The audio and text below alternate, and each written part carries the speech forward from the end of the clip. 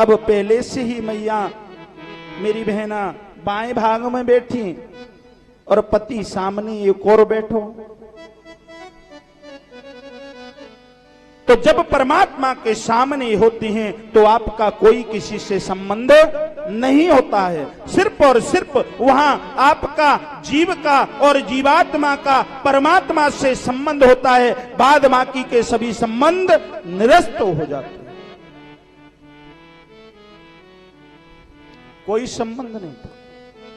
और जैसे ही पूजा समाप्त हुई आप अपने स्वयं के संबंध में विलीन। आज मनु और शत्रुपा दोनों प्रकट हुए हैं। ब्रह्मा जी के मानस पुत्र दक्ष, जो 10 पुत्रों को जन्म दे चुके हैं, पहले 10 पुत्र हुए ब्रह्मदेव के, उनमें से दक्ष मनु की पुत्री प्रसूति के साथ दक्ष का विवाह हो जाता। किसके साथ? प्रसूति के साथ। दक्ष के 2 विवाह होते हैं।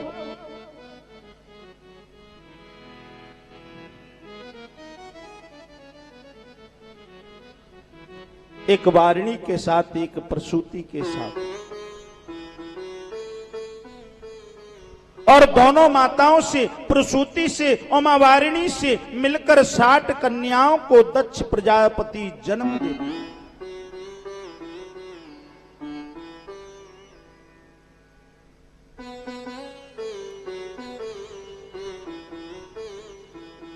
साठ पुत्रियां हो गई दक्ष। और यहां किसी के एक पुत्री हो जाए तो लाले पड़ जाते।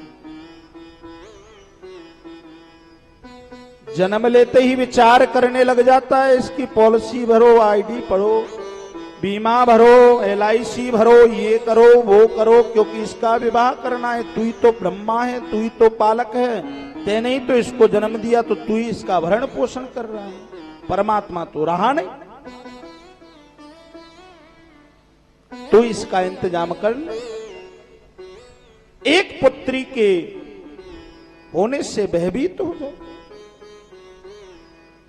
कुछ कुछ तो ऐसी स्थिति है सनातन में, तुम्हें सनातनी कहने में भी बड़ी विडंबना होती है कि जिस धर्म में पुत्री को, जिस धर्म में स्त्री को देवी माना जाता है, उसे यहां सनातनी भ्रूण में ही समाप्त कर देते हैं।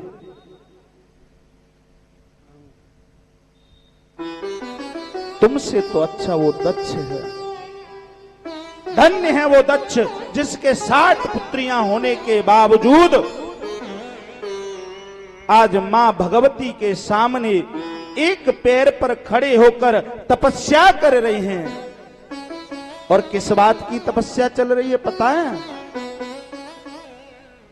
कि एक और पुत्री हो जाए। 60 तो हो गई, एक और हो जाए।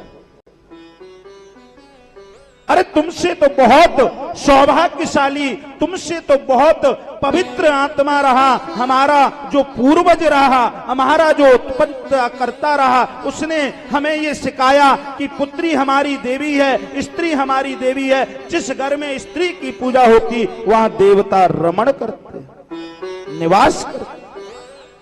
ये सनातन सिखाता, ये शास्त्र सिखाता, ये मेरा महादेव शिव महापुराण सिखाती है। क्यों भेदभाव कर दिया? क्यों जन्म लेने से पहले ही इसको भ्रूण में ही समाप्त कर दिया?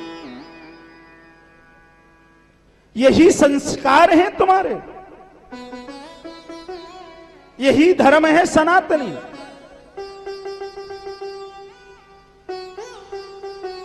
पीढ़ी दर पीढ़ी इस धर्म का हास होता जाए। पीढ़ी दर पीढ़ी ये सनातन की नष्टता हो। पीढ़ी दर पीढ़ी संस्कृति और सभ्यता विलुप्त होती है। पीढ़ी दर पीढ़ी संस्कार समाप्त होते जा रहे हैं। और ये दोष पीढ़ी का, आने वाली का नहीं है, ये दोष अपना और हमारा तुम्हारा है।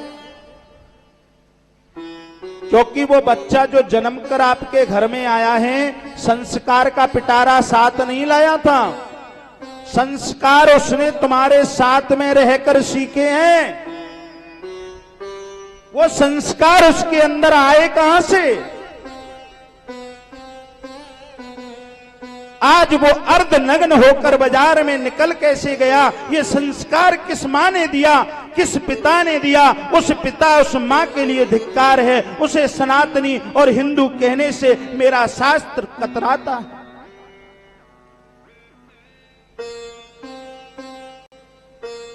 कहां गए तुम्हारे मौलिक सिद्धांत? कहां गई ऋचाओं की लिखी हुई बातें? किस तरफ मुड़ गया है मेरा एक एक सनातनी? इसके जिम्मेदार सिर्फ और सिर्फ आप और हम हैं, कोई नहीं है। आज किसी बच्चे को घर में से उठा कर लाओ और उसे खड़ा करके कह दो कि गायत्री मंत्र को एक बार पूर्णतः से शुद्ध वाचन करके बता दे। मैं व्यास पीठ से चैलेंज करके कहता हूं, गायत्री मंत्र का उच्चारण कोई हिंदू सनातनी पुत्र या पुत्री कर नहीं सकते। दो मंत्रों का उच्चारण उसे याद नहीं है। किस दिशा में तुमने उनकी गाड़ी को मोड़ दिया है मेरे माई बाप? किस नरक में तुम उनको धकेल के जा रहे हो? आप तो 10, 20, 40 बाद चले जाओगे, लेकिन इस पीढ़ी का बेड़ा गर्क कर जाओगे। तुम्हें तो विरासत में संस्कार मिल गए, लेकिन तुमने उन संस्कारों को जिंदा क्यों नहीं रखा?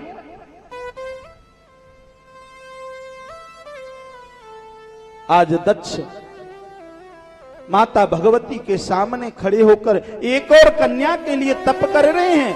तप करके कन्या प्राप्त करना चाहते हैं। और यहां सौभाग्य से किसी को मिल जाए तो उसे भ्रूण में ही समाप्त करवाते हैं। ये संस्कार है हमारे। नहीं है हम हिंदू, नहीं रहे हम सनातनी। बड़ी विचित्रता आ गई है प्रत्येक सनातनी परिवार में कि संस्कार की जड़ समाप्त होती जा रही है।